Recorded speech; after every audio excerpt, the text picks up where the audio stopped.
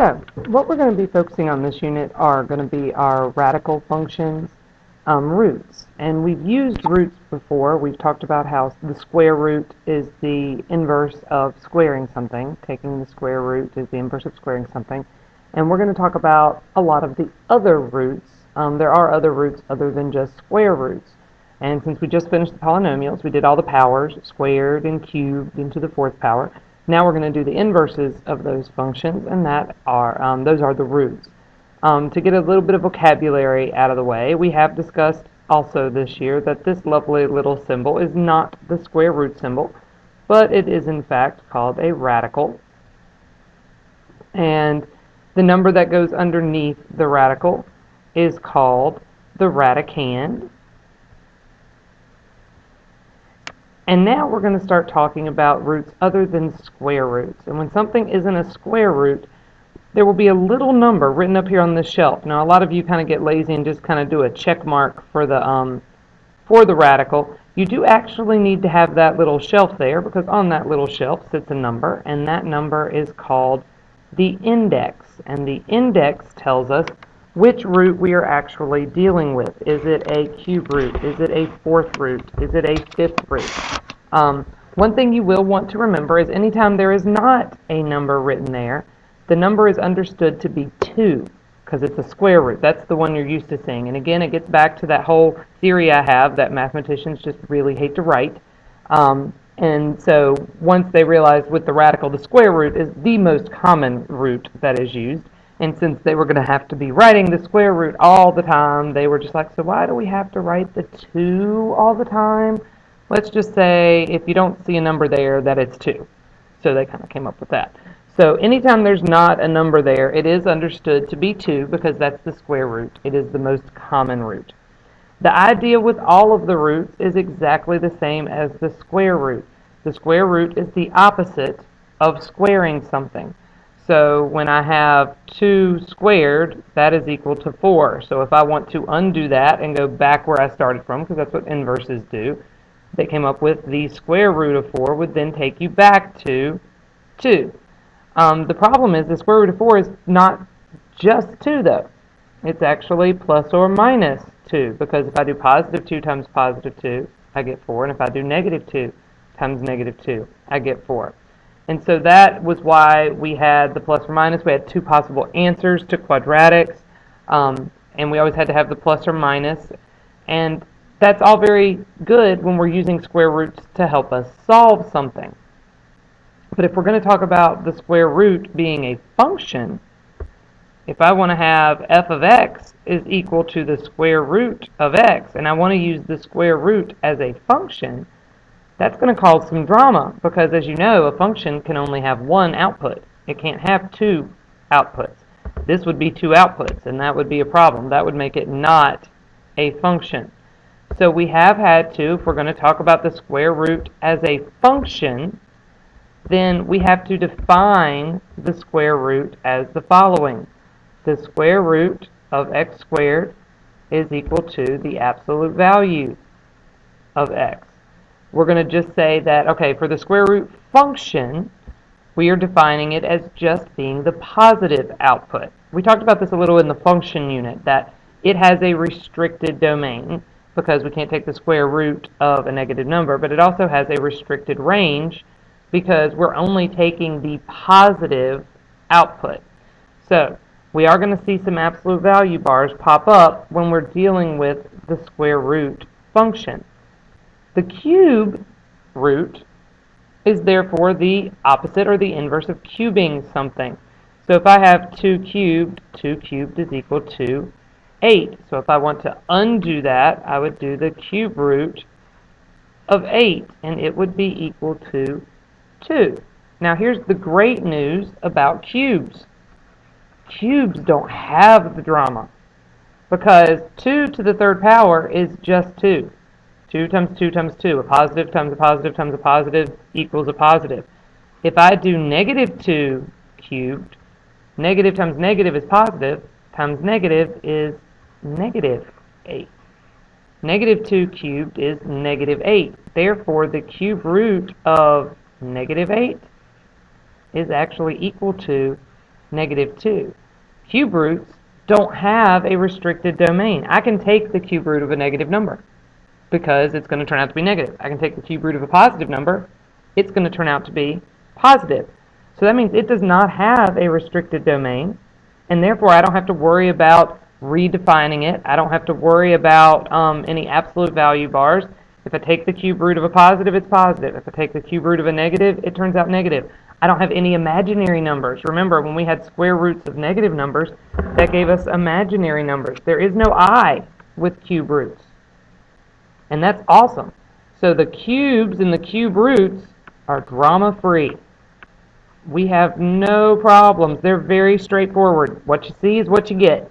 If it starts out negative, it ends up negative. If it starts out positive, it ends up positive. They don't believe in any of this imaginary friends and all that kind of good stuff. Cubes are very straightforward. Square roots have drama. We can't take the square root of a negative number without getting an imaginary answer. If I take the square root of a number, I have to just take the positive because it could have been positive or negative. So we have absolute value bars. What you see is this pattern continues with all of the even and the odd roots. So for all the even roots, that means a fourth root, a sixth root, an eighth root, okay? They're going to follow those same principles as the square root. The square root is an even root. So even roots have imaginary answers to deal with. If I'm taking an even root of a negative number, that's not going to work. It gives me an imaginary number, not a real number. Even roots, we have to worry about the absolute value bars because we need to designate, hey, we're just taking the positive output because it could have been plus or minus. If you're using an even root to solve, then you do have to use a plus or minus in front of it because it should have two outputs. Even roots have all the drama. Odd roots, so a third root, a fifth root, a seventh root, a ninth root, okay, odd roots have no drama. If it starts negative, it ends up negative. If it starts positive, it ends up positive. We have no imaginaries. You will never have I with an odd root. We have no absolute value bars. We don't have to worry about absolute value bars. So there's no absolute value to deal with. And there is no plus or minus to deal with. Starts negative, it ends negative. Starts positive, it ends positive. That's how the odd roots work. So they fall into that pattern. All the even roots follow the same pattern as the square root. All of the odd roots follow the same pattern as the cube root. And so these are some ideas and some things that you want to keep in mind when you're dealing with roots of other types. What we want to talk about now is how do we practically use cube roots and fourth roots and things like that? How do we reduce them? How do we, we'll review reducing square roots as well because it's still roots. They all follow the same rules. So let's look at a couple of examples. We'll start with an example we know, like a square root. If I have the square root of 125 x to the third y z to the ninth. And I want to reduce this square root. The idea behind reducing square roots and cube roots and fourth roots is the main question is there a perfect power that will divide it? Is there a perfect power that will divide it? Because again, there may be all kinds of numbers that will divide it, but if it's not a perfect square, I can't take the square root of it. So I'm just not interested in whether any number can divide it. I want to know, is there a perfect square that will divide it? If it's a cube root, I want to know, is there a perfect cube that will divide it? If it's a fourth root, I want to know, is there a perfect fourth power that will divide it? Don't forget, if you're not terribly familiar with all of the perfect cubes or the perfect fourth powers or the perfect squares, if you just go in your calculator and go to y equals, I'm going to type in x squared because this is a square root. And if I go to my table, now I have a list of all of the perfect squares and their square roots. If I go to y equals and I do x cubed, then when I go to table, I have a list of all my perfect cubes and their cube roots. And so this will help you when you're reducing these radicals to have your list handy so that you'll know what are your perfect squares and your perfect square roots, what are your perfect cubes and your cube roots, and you'll have them all right there, handy dandy, nice place to look. So when I'm looking at 125, I want to know, does any of these perfect squares divide it? And the one that jumps out at me is 25.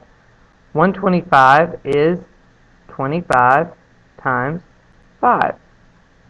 So if I have 25 times 5, I know the square root of 25. Square root of 25 is just 5. Now, because we are now dealing with the square root, I do want to remember that I'm going to need to use absolute value bars. Absolute value. That means we're just taking the positive square root. So notice I made it 5, not plus or minus 5. If I'm dealing with the square root function, then I want to always take the positive of it. So it's going to be positive 5. Now the square root of 5, I don't know, so it's just going to stay on the inside the square root of 5. When dealing with variables, this is how you deal with numbers, coefficients. When dealing with the variables, what you want to realize is that we do have an index of 2 here. That means that things have to come out in pairs. And so when I'm looking at variables, I can take the square root of x squared, can't take the square root of x cubed. And so we have a simple rule to help us deal with the variables. When you're trying to figure out which variables can come out and which variables stay behind, you always want to divide the exponent by the index. Now, sometimes it will divide evenly, sometimes it won't.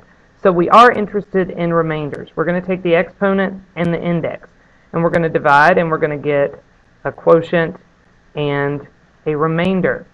Okay? Whatever the quotient is, that's what comes out. That's how many of the variable comes out. Whatever the remainder is, that's how many stay inside of the root.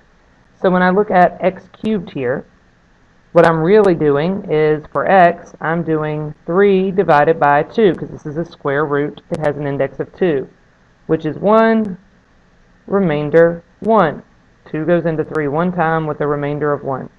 That means that x to the first power comes out, and x to the first power stays behind. With y would be 1 divided by 2. 2 goes into 1 0 times, with a remainder of 1. That means 0 y's come out and 1 y stays behind. For z, I'm going to do 9 divided by 2.